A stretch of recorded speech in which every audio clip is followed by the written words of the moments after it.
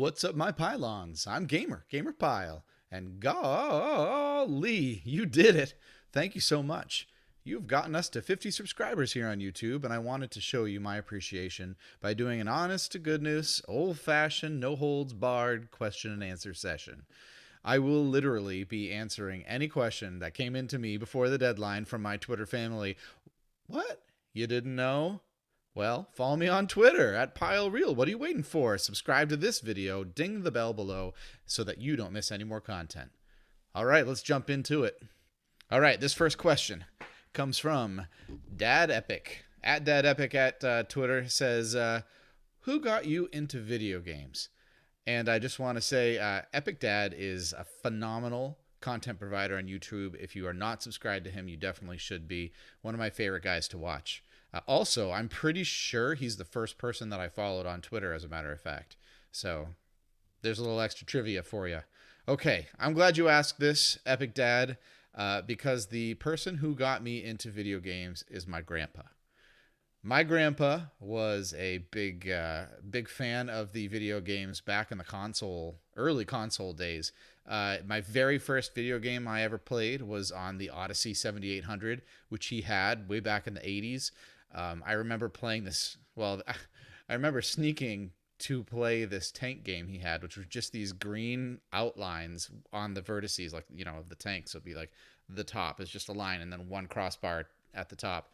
And you went around, but it was kind of in 3D. If you could, picture these outlines of tanks going around, that game was awesome. But officially, I only ever played Breakaway and Pong. Those are the two games that I officially played as a little 4-year-old in the 80s. My grandpa passed away when I was in middle school, but I got to tell you something. He was a big influence on my life, especially early on. As my dad figure, and I miss him a lot, and I probably got into video games because of him. And that kind of segues to the next question. He says, what's your favorite game of all time? He's got 3 questions for me today. I'm going to answer them all because that's how much I like him. I'm going to give you 3 answers to this, the favorite game of all time, one from each era. The first one is the old Super Nintendo game Secret of Mana, which came out in 1993 by Square Enix, and it's kind of like it's similar. Well, okay, so the design of it is really similar to Stardew Valley, if you've ever played that. Like, that's what it looks like. But you play a character, and it's an RPG. It's very similar to a lot of Final Fantasy games from the era. In fact, I think I always thought it was a Final Fantasy game, even though I learned that it was released in a different umbrella in the Mana series instead of the Final Fantasy ones. So that was my first one, and that Super Nintendo was his. The only time I got to play it was when I went to my Grammy and Grandpa's house, and so that's probably another reason why it's my favorite. But I have logged hundreds of hours, and when you're a kid and you don't get to decide how long you play for, that should tell you something about how much and how long I played that game for. My middle era game, we're going to say, is Galactic Civilizations 2 Dreadlords, which was released by Stardock in 2006. That is a turn-based strategy game, space-based. You do some research, you create ships, you try, and it's kind of a 4X game, kind of, but you conquer worlds as little dots on the map, and then you expand your throughout the galaxy, fight the other guys. I really like that one. Think the Civilization games, but in space with spaceships. It's a great game. And then my new era game, like the more recent games, my favorite game is actually probably War Thunder, which was released by Gaijin in 2016. I like it because I'm a huge history nerd. I love learning about history, and the World War II era is one of my favorite times of history to learn about, actually. And that is kind of cool. My dad was in the Air Force, and he didn't work on these planes. Not that old. He worked later on like the F-4 Phantom and stuff like that. But I like the planes aspect and flying around. It's a lot of fun, and it's better than playing against a computer because you're playing against other people. You have 16 people on your side, 16 people on the other side. Everybody's flying planes from all the different eras, and it's a blast. Okay, and his third question is, if you could have any job in the world that's not professional YouTuber or content creator, of course, what would it be? And honestly, After I finish my current degree and get my doctorate, I actually plan on going back to school to either be an astrophysicist, which is what I would prefer because I like the math aspect of it, or an astroengineer, which is probably more marketable for the upcoming and immediate future. You look at things like SpaceX, Tesla, and even NASA and the ESA, and they're going to need astroengineers, people who can think about what engineering is going to look like in space, in zero G, under extreme situations, temperatures, pressures, the whole deal. And honestly, it fascinates me. Not as much as astrophysics does, but yeah, I think that's probably what I would want to do. Thank you very much, Epic Dad. Those were excellent questions. All right, our second question came from Tart, which is her screen name is at Strange Lil Tart, and she asked me, and I'm glad she noticed, what is your favorite beard product to use while gaming? And honestly, because I'm not on camera usually, sorry. Usually I am not wearing any beard product. I know you were hoping that sentence was going to go somewhere else at the end there, but I'm not wearing beard product. But I did today because I knew it was going to be on camera. I even showered for you. It smells good. You're gonna have to take my word for it. Sorry. Um, but I use my favorite brand is Badass Beard Company. They are veterans, former veterans, a former active duty, and they employ active duty and former active duty soldiers, veterans as well. And that is something that I feel strongly about. I want to support the people who basically provide me to be able to do this nonsense every day, all day long. So that's why I chose them. Plus, they make a great product. I have a toss up between their two of their scents, and one of them is the Mountain Man, which is like pine and cedar and stuff like that. It smells really good. And the other one is actually called the Outlaw, and it has like it actually has like tobacco and hemp and a couple other things, but for some reason it doesn't smell like any of that, and it certainly doesn't smell like cigarettes, which is one of the worst possible smells in my opinion. But yeah, it's nice. It has like this kind of vanilla-y, musky sound or smell to it. Not a sound. That would be weird, unless you're a synesthetic. But whatever. All right. Thank you very much for your question, Tart. That was a good one. All right. Cruel. You may recognize his name from one of the characters in our RimWorld videos at Cruel_Nation. I'm going to spell that Kruell Nation, as well as at Coyote Charles and CJ at CJ_verse. All asked a version of this question. I want to make sure I get all three of your guys' names in there because I think you're all awesome, and I want to make sure we do that.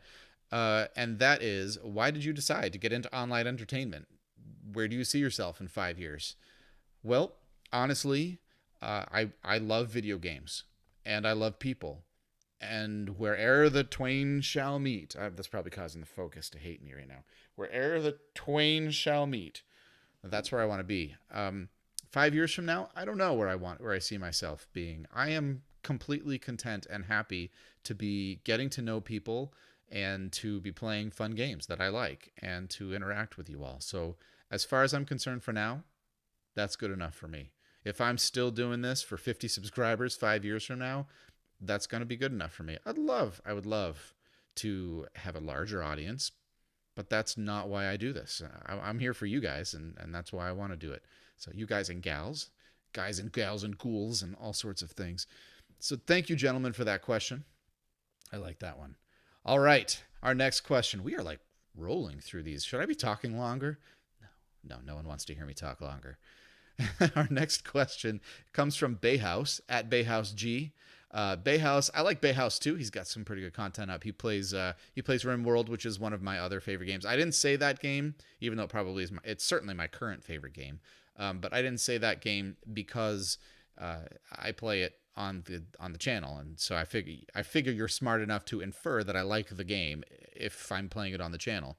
So there you go. But he says, is there a game you're looking forward to playing that has not come out yet, and why? And I want to say, yes. I am looking forward to EA's Star Wars Squadrons. That game looks kind of like War Thunder in space, but it's my favorite IP. You actually can see over here that I have an X-34 land speeder, and that is not life-sized. If it were life-sized, it would not be in my basement. If it were life-sized, it would be outside, and I would be riding it to work every day. But it's there. It was it's a toy, but it's pretty sweet, and it moves on the outside world. It definitely flies. I'm a huge Star Wars nerd. That is one thing that most people probably know about me, is that I'm big into Star Wars. I like to tell people who ask, like, well, how much can you really like Star Wars? And I'm like, well, I have probably forgotten more things about Star Wars in my life than you will ever know in your life. And I've got a lot in the memory still, but I've probably forgotten so much. Did I just do this? um, this is going swell. So yeah, I love Star Wars. I enjoy watching some of the channels about people who talk about the history of Star Wars. There's a couple in particular that I'm a fan of, and you'll catch me watching when I'm not watching gaming videos, but we might talk about that later. So thank you, Bay House. Keep it up, keep it real, man, because that was a great question. All right, moving on. Next question. Dad Games Badly at Dad Games Badly. Bet you didn't see that coming. Is another great guy. I like to watch his content as well. He actually asked me 4 questions, and I like all of them, so I'm going to go through all of them. It shouldn't take me too long, but you'll see me looking down here every once in a while because that's where my timer is. I want to make sure I don't go too long with this because people like to talk about themselves. It's just a psychological fact. That's why they say, if you want to be polite, ask people questions about themselves. And of all the people who like to talk about themselves, I like to talk about myself the most. So here we are. So he asks, what did you want to become when you were a kid?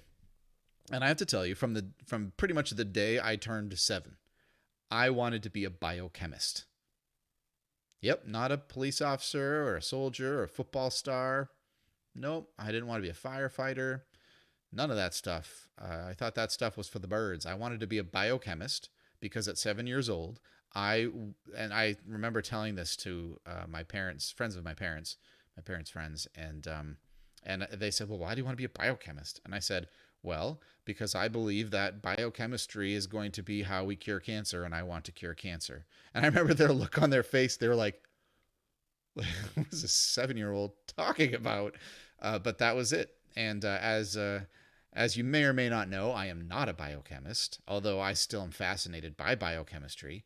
But you'll see later on, someone asked me what I do for a living, and you'll see why it's funny and why I'm laughing at the fact that I used to want to be a biochemist. And I mean, I kind of still do, but yeah, especially now in this whole pandemic thing, I think I could come up with something, but I don't know that I really would. That was a complete and utter boast, just saying. Okay, he also asks, Dad Games Badly asks, if you were to read one book for the rest of your life, what would it be and why? Only one. That's really hard for me to do because, and I'm sure it's probably cheating to talk about series, like trying to drop in a Harry Potter or Wheel of Time or, at least through book 9 after that. Or like, Foundation trilogy or Lord of the Rings. I mean, all of these, this is me skirting the question. All of these probably don't count because, they're, oh, and the Ender's Verse. Yeah, the Enderverse. I forgot about that one too. That'd be that probably wouldn't count. So I'm not going to say any of those things. Instead, I'm probably going to say if I only could choose one, it would probably be The Count of Monte Cristo. I remember reading that in college just for myself. It wasn't part of a class or anything, and being so dumbfounded by how well the story was written and came together. Honestly, it made me think of an 1800s version of Quentin Tarantino in a slightly different medium. And obviously, who doesn't like a good revenge story, frankly? I enjoyed that. I mean, at some point, sometime, it's written in the 1800s, so it's obviously, it has some very dated things to it in terms of its prose, but man, that's a great book. And do not base your opinion of the book off the Antonio Banderas movie, please, because although it was a serviceable movie, there's no chance. And I read an abridged English version. There's no chance that you're going to get any of that stuff into an hour and a half, 2 hour movie. He also asked me if you could have dinner with 5 people alive or dead, who would you invite? Now, I'm actually going to only choose dead people. I see dead people. And I'm only going to choose dead people because, hey, there's still a chance that I could have dinner with alive people that I, am interested by. So I'm going to say dead people only. And I had to make this list ahead of time because I knew I was going to hem and haw and all that stuff now. So I'm going to just read you the list, and I'm going to give you a brief description for each one. The first person I would want to meet and have dinner with is Isaac Asimov.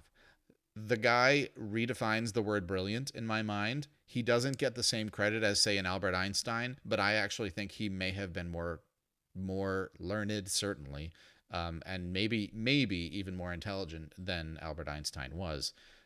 And you look at his pantheon of books that he wrote. I mean, it's incredible. Everything from intro to science books like One in a Trillion, which, by the way, you should read that book just for the first 3 pages of the introduction, which will blow your mind. And then to do things like the Foundation trilogy or I, Robot, which was a phenomenal short story series, and collected into one book. Of course, I'm blanking on some of his books, but they're just absurdly well written and so profound. So yeah, he would be number 1. And then on a similar note, the second person I would probably want to meet is C.S. Lewis. C.S. Lewis, of course, the writer of Lion, Witch, and the Wardrobe, also wrote a bunch of other speaking of an intelligent guy, very incredible nonfiction books. I remember reading the Screwtape Letters, which is fiction. I just said that I was talking about nonfiction, but the Screwtape Letters, which I feel like, because they're short, if you've never heard of the Screwtape Letters before, you definitely should check it out. The Screwtape Letters are a series of letters from this demon whose demon nephew, Screwtape, has his very first human, like a guardian angel kind of thing. So this would be like the provocateur devil, I guess. And he's writing these letters of suggestion to him. Now, really, the book is not really a set of morals, but a set of, hey, are you doing this, human who's reading this book? Because there's a pretty good chance it's not a good idea. But the way he writes it, it's not quite in your face or preachy like that.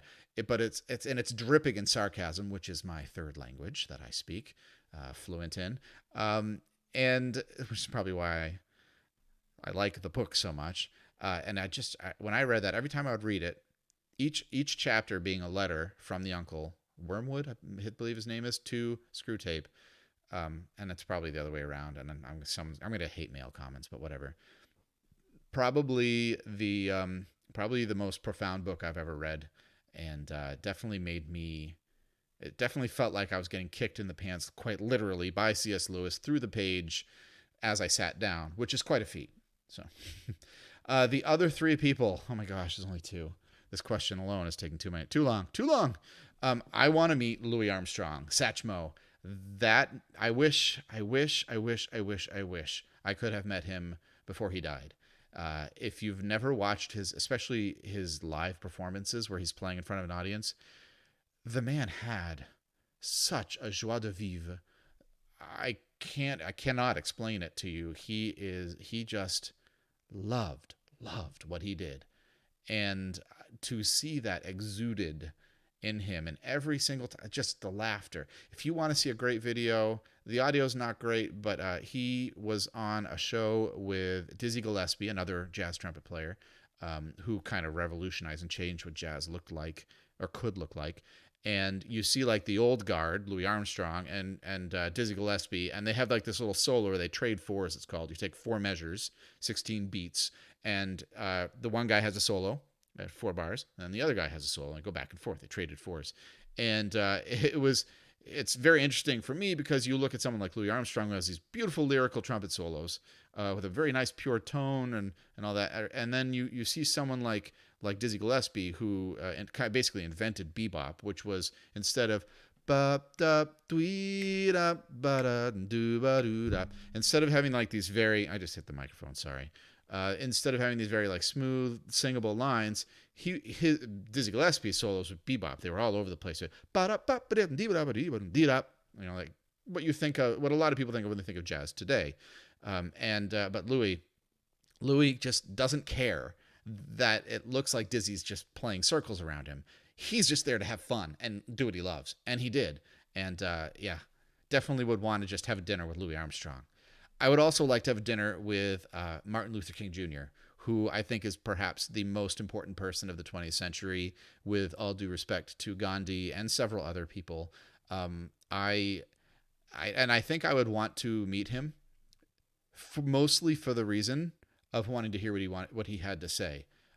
I have a pretty profound respect for what he stood for, but I worry that I would not have if I had been alive in the 60s. I worry that I would have been one of the people screaming at him instead of one of the people walking with him. And I don't know. So I want to meet him. I would want to have dinner with him so that I might have a better understanding of myself. That's such a weird thing to say, but that's kind of how I feel about it.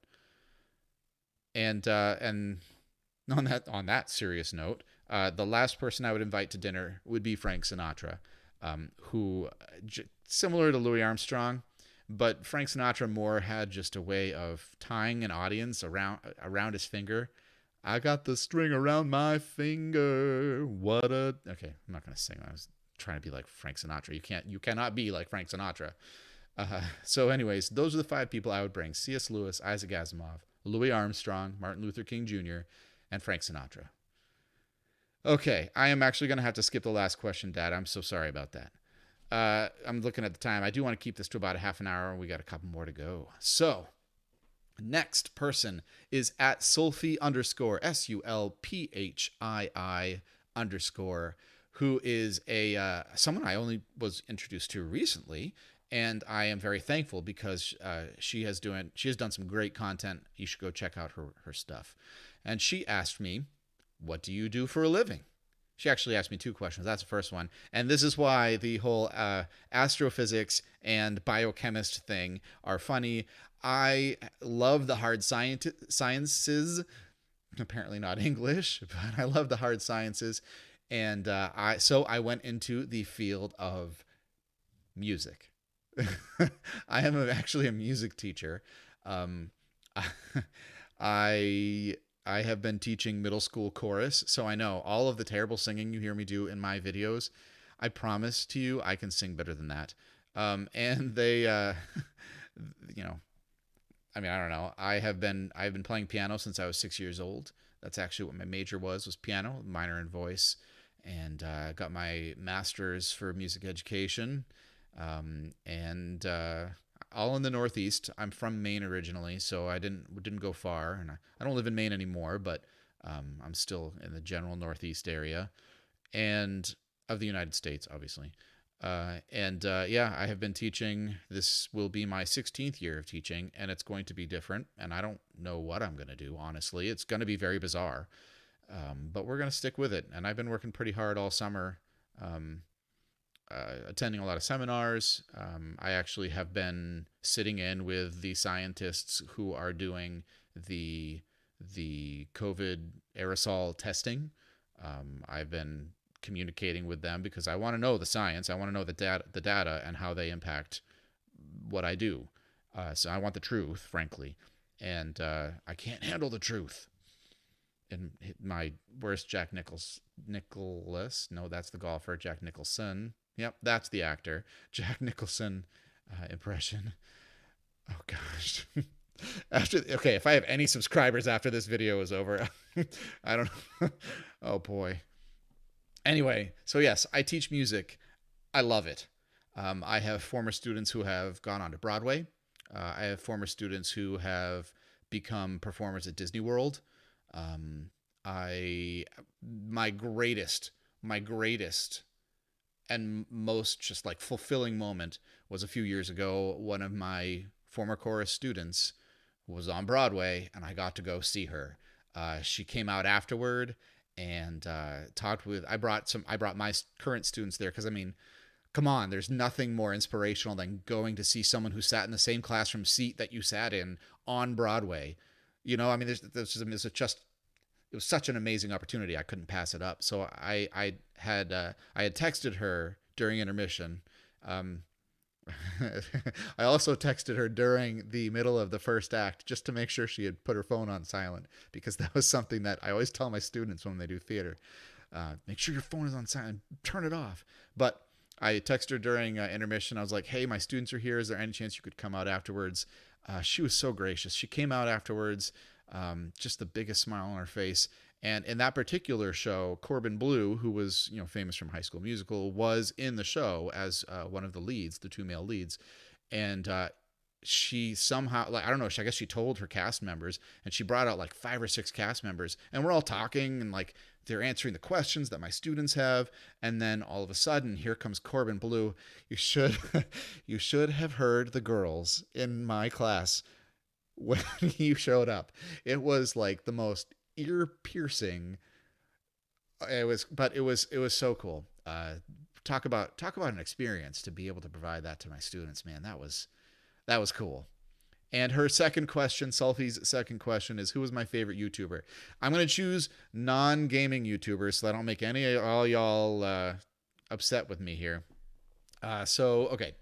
First would be Rhett and Link. They're probably the very first people I ever watched on YouTube. I've been Rhett and Link fans from their eponymous show, and also from now Good Mythical Morning since, I don't know, I feel like 10 years or something like that. Like a long time. It may not be 10 years, but it's been a long time. I also like Simon Whistler from Today I Found Out, who asks all the questions that I didn't know I needed to know until he asked them, and then I had to watch the video. And the probably my other favorite YouTuber is Colin Firth, who is the British mad machinist inventor guy. He's got a great channel, and I like watching. He created a real Assassin's Creed blade, wrist blade, Wolverine claws he made, and a couple other things that are pretty cool.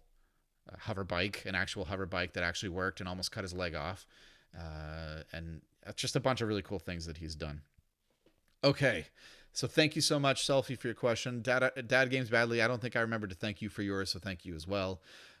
And now we're going to go to one of my most ardent supporters, T Mamba, who is at Mamba T. If you're not watching her gaming channel, you definitely need to. She has asked, what is your most beloved hobby, apart from gaming, and why? And obviously, I would have to say my favorite is music. But I also love running. Running is one of my favorite activities. Honestly, I know people hate it, but I love running. 5Ks are the race I usually do. I'll do a 4 or 5 miler occasionally, or 10 miler. I've done once or twice.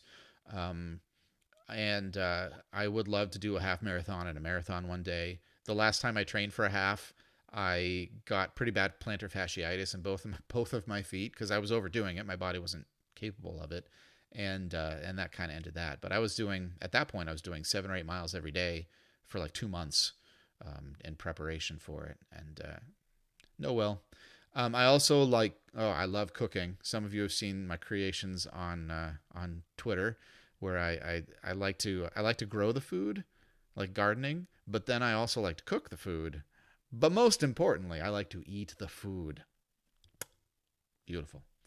And then the last one is homesteading. Actually, I would like to buy 100 acres in Alaska and just kind of eke out my own existence, build my own house, grow my own food, hunt or fish for my own food, and just live off the grid. The only thing I think I would need that would be on the grid, I don't know.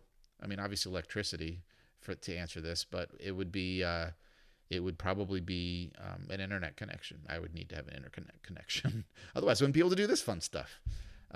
Not that I think that's going to happen. Nobody else in the house wants to move out there, so it's the way it is. Thank you very much, T Mamba. You are a charm, and I am so thankful for you. And thanks for asking that question. All right, Captain Shiver. At Gaming Shiver, Captain. Aye, aye, sir. His question is, do you have any dream careers that seem outlandish? Yes. I have not told anyone this in 20 years. So here goes. You're about to get some GamerPyle dirt. 17-year-old me wanted to be an actor. I was, this is not boasting. I was a pretty good actor. I had done, by the time I was 18, I'd probably done 25 full musicals, full run musicals, where each one would run for about a month after the rehearsals started. You know, it would have shows for about a month, and I would go back to back to back to back. I mean, I would finish one run on Sunday and have tech week for the next show and start Thursday or Friday night, whichever one would go up. And I did that for my entire high school career, and it was awesome.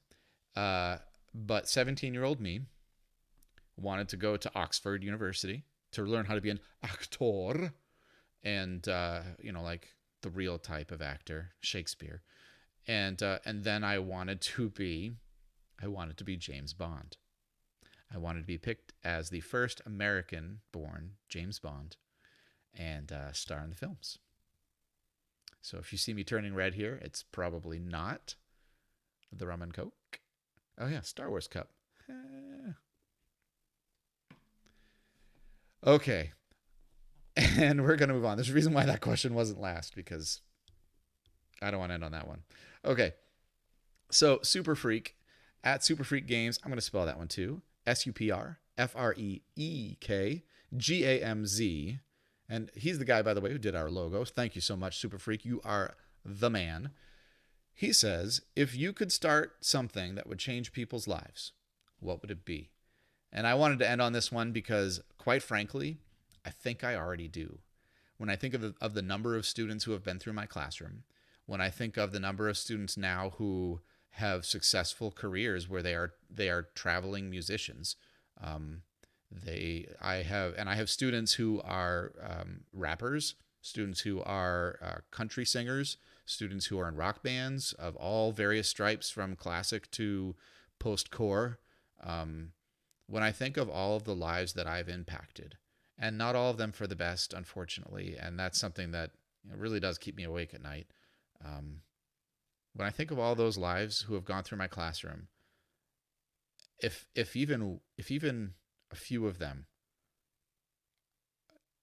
get a greeting from me when they walk through the door, where I'm genuinely happy to see them, and they feel that someone cares about them,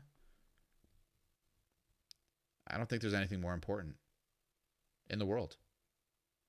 Have you ever heard of a teacher leaving teaching to go do something more important? I've heard of people leaving other fields to try and do something more important, but not teaching. And so, yeah, that's it. That's what I would do to change people's lives. Keep teaching. Well, we've come to the end. I forgot to write an outro, so I'm going to wing it. Thank you. Thank you for being here. Thank you for giving me 50 subscribers. Here's to the next 50. This is GamerPyle. As always, stay safe and be well.